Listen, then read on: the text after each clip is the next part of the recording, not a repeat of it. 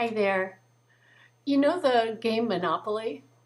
Well, if you do, there's an aspect of it where you can get put in jail for various things. Maybe you don't have enough money to pay a fine or to pay your rent when you land on some property, or you draw a card that sends you to jail, or you land on a square that sends you to jail.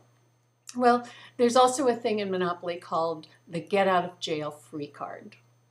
And when you draw a get out of jail free card, you get to hold on to it until you land in jail for whatever reason, and then you play your card. You get out of jail. You're free to go.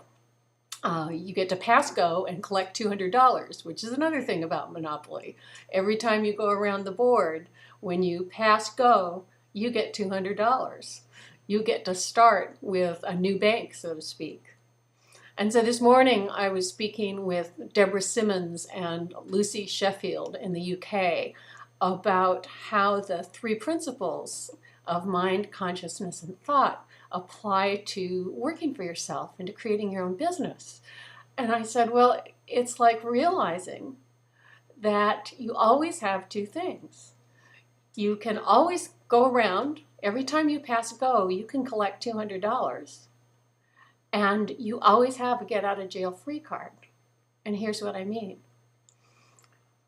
In every moment, there are infinite possibilities.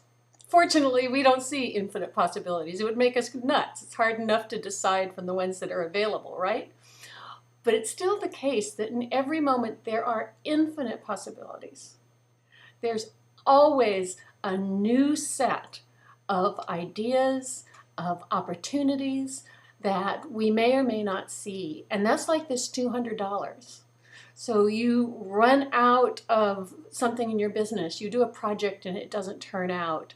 You try to fill a program and people don't register. Or maybe you yourself, you burn out on an idea or you decide you don't want to do anything or something anymore. Well, you always get to go around the board again. Until you don't. I mean, at some point, life is over, right? But at that point, who cares? We're talking about while you're here in life, you get to keep going around the board. And every time you pass go, you collect $200. Every day you get up is a new day. You get to collect $200 in new ideas and new possibilities. And the get out of jail free card is that in every moment, mind has your back. Mind, this infinitely wise, resourceful, creative space of potential and possibility, always there.